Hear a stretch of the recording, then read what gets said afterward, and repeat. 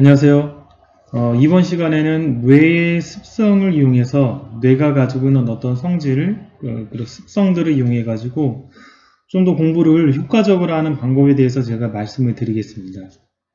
일단 첫 번째, 뇌 같은 경우는 어떤 장소에 대해서 어떤 행동을 하면 그거를 무의식 중에 기억을 해서 동일한 행동을 반복하려는 습성이 있어요. 그래서 재수종합반에서 재생들을 가르치고 그럴 때도 우리가 그런 습성을 이용해서 학생들을 책상에서 잠자지 않게끔 유도를 하거든요. 왜냐하면 한번 책상에서 엎드려서 잠을 자게 되면 뇌가 이 책상이라는 공간을 잠자는 곳인지 아니면 공부하는 곳인지 혼란스럽게 여기게 되는 거죠. 그래서 책상에 앉으면 집중도 안 될 뻔들어 그리고 몇 번 잠을 자게 되면 이 공간이 침실이라고 착각을 해서 졸리게 되어 있습니다. 자, 그래서 이러한 습성을 이용하는 건데요. 그래서 이런 습성을 이용해서 우리가 습관을 들여서 공부를 좀 더 집중적으로 할 수 있게끔 하려면 동일 장소에서는 동일 행동만 하게끔 부모님들이 만들어 주셔야 돼요.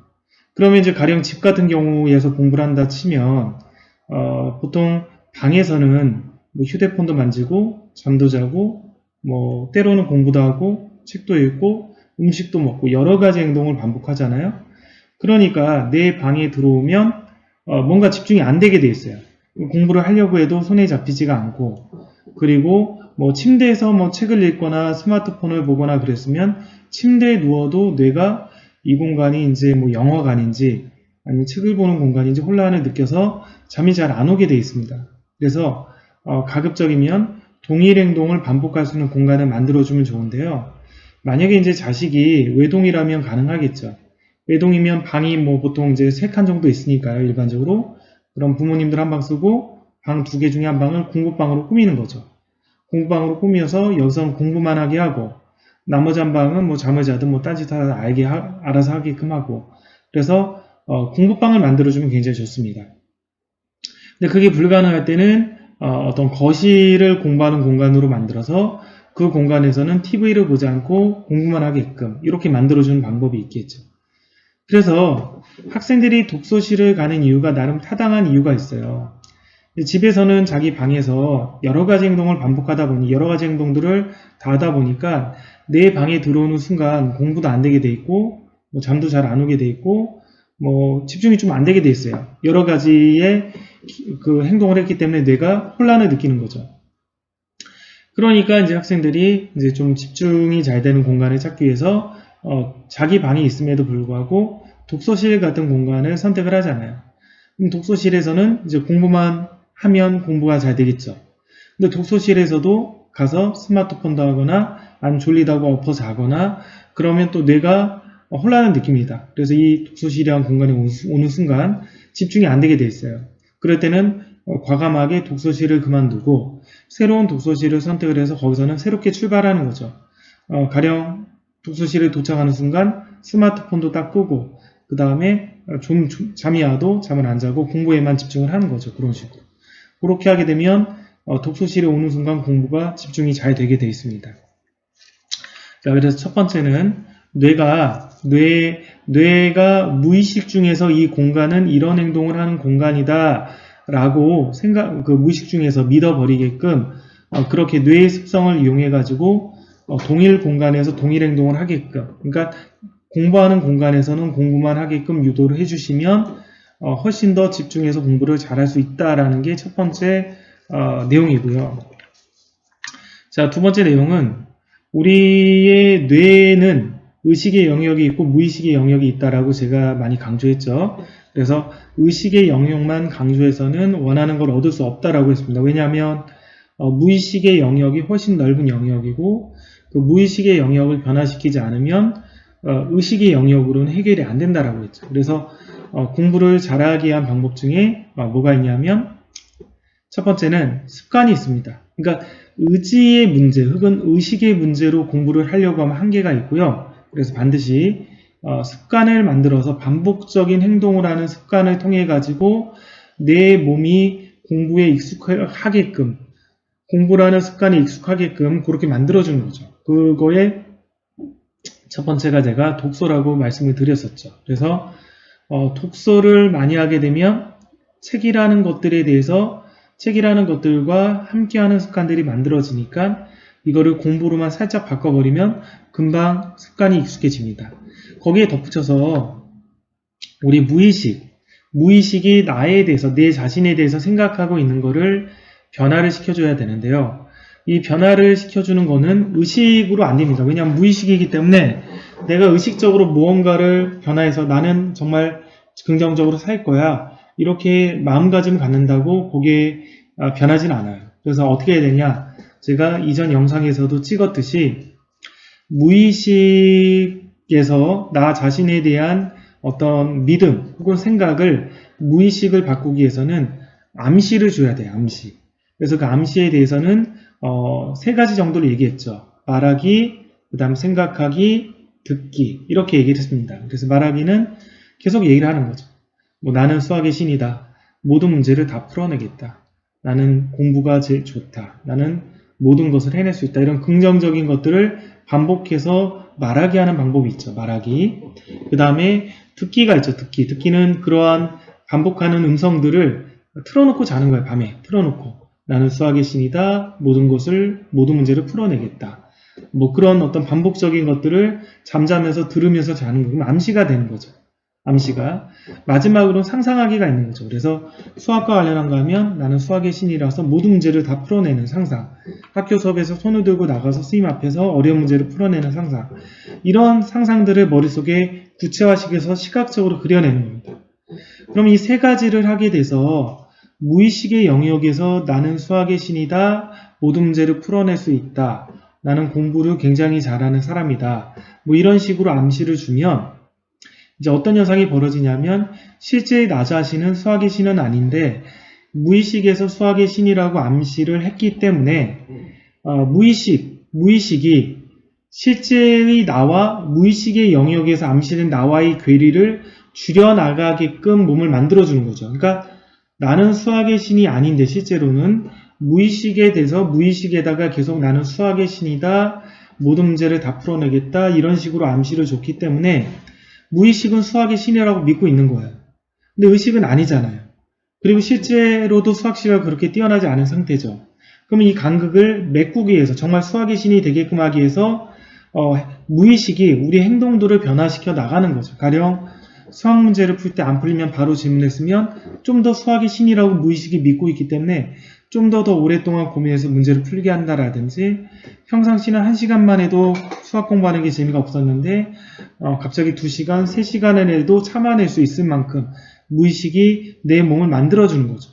그러니까 무의식이 점점 더 내가 수학의 신이 되게끔 수학의 신이란 간극과 나의 간극이 이렇게 있으면 이 간극을 줄여나가게끔 내 행동을 통제해주는 거죠. 통제해주고 점점 만들어주는 거예요. 그래서 어느 순간 갈수록 정말 수학의 신이 돼 있는 거죠. 그래서 뇌가 가지는 이 무의식의 영역에서 발생하는 그런 것들을 이용을 해서 이런 암시, 말하기, 그 다음에 듣기, 생각하기, 상상하기죠. 이런 것들을 통해서 내가 원하는 것들, 그런 것들을 해내고 그 간격들을 좁혀나가기 위해서 무의식이 만들어가니까 그런 어떤 뇌의 습성을 이용해서 그 공부에 도입하는 방법이 있고요. 자, 그 다음 마지막으로 하나만 더 말씀을 드리면 승리의 맛을 보게 하는 방법이에요. 승리의 맛. 근데 승리의 맛이라는 것을 보게 되면 뭐가 나오냐면 도파민이 발생합니다. 뇌에서 이제 마약을 하거나 마약이라든지 뭐 도박이라든지 혹은 뭐 학생들이 야동을 본다라든지 아니면 게임을 한다라든지 이럴 때 이제 이런 자극에 발생하는 것들이 도파민이잖아요. 도파민이 발생하니까 기분이 좋으니까 그 도파민에 중독이 되는 거고 도파민에 중독이 돼서 그런 행위들을 계속 반복해서 중독적인 행위들을 하는 거죠. 마약 중독이라든지 아니면 뭐 도파민을 나오게끔 하는 알코올 중독, 뭐 게임 중독, 도박 중독, 뭐 야동 중독 다 마찬가지예요. 이런 것들이 이제 도파민들을 굉장히 많이 발생하게끔 하는 어떤 이제 행동들이죠. 자, 그래서 도파민이 나오게끔 하는 거를 도입을 하는 거예요, 우리도. 그래서 공부에 도파민이 나오게끔 하는 방법은 뭐냐? 작은 성취들을 만들어 가는 거죠. 그럼 작은 성취들을 어떻게 만들어 가냐라고 하면 가령 집에서는 부모님이 해줄 수 있는 것들 중에는 칭찬이 있겠죠. 칭찬. 뭐 얘가 학교 시험이 굉장히 쉽지만 100점을 한 번도 못 받았는데 100점 맞았다. 그러면 칭찬해 주는 거죠. 그럼 얘가 기분이 좋으니까 어떤 성취를 했기 때문에 도파민은 나올 수 있겠죠. 그리고 또 하나는 하루 단위의 계획, 그러니까 넓은 아주 수행하기 힘든 계획, 나는 전교 1등을 할 것이다 이런 것보다는 작은 계획들을 만드는 거예요. 예를 들면 하루 단위 계획을 만들어서 나는 오늘 다른 거는 못하겠지만 이것만은 하겠다라고, 뭐 나는 오늘 수학 문제 다른 거는 못하겠지만 오늘 하루만은 나는 수학을 3시간 공부하겠다. 오늘 하루만 수학 3시간 공부했어요.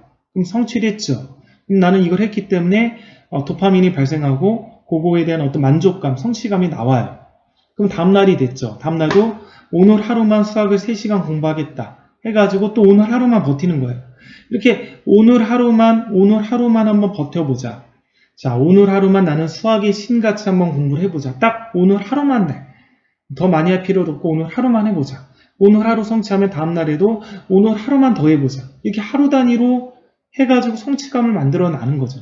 장기적인 계획을 잡아나가면 성취하는 게 만만치가 않잖아요. 그러니까 하루 단위의 어떤 계획들을 하루만이라도 나는 서울대 수석으로 들어가는 학생이 이렇게 공부를 했다더라. 그렇게 공부를 하면 정말 많은 시간을 투자해서 집중을 해야 되는데 그게 굉장히 힘들다. 그럼 나는 오늘 하루만이라도 서울대 수석으로 들어가는 학생들 같이 하루만이라도 살아보자. 오늘 하루를 살았어요. 성취를 했죠. 도파민이 발생하고 성취 효과가 나오고 기분이 좋죠. 다음날은 또 오늘 하루만이라도 또 서울대 수석이 공부하는 것까지 살아보자. 다음날 하루도 또 그렇게 사는 거예요. 그러니까 하루 단위로 내가 이렇게 살아보자 해서 버티다 보면 어느새 그게 한 달이 되고 그런 성취 욕구들이 생기고 도파민이 발생하고 거기에서 이제 어떤 만족감, 기분 좋음들이 생겨나가기 때문에 계속적으로 공부를 잘하게끔 만들어가는 거죠. 그러면 이런 도파민들이 발생하는 성취 욕구는 작은 승리에서부터 시작을 하잖아요. 그러니까 내가 이 문제 한 문제라도 내 힘으로 풀겠다. 해설 안 보고 내 힘으로 풀겠다. 한 문제를 풀어갔을 때 도파민이 발생한 성취 욕구가 나오고 자신감이 생기죠. 뇌에서는 이 문제를 내가 풀어냈구나라는 믿음감, 무의식의 영역에서 믿음이 강화가 되죠.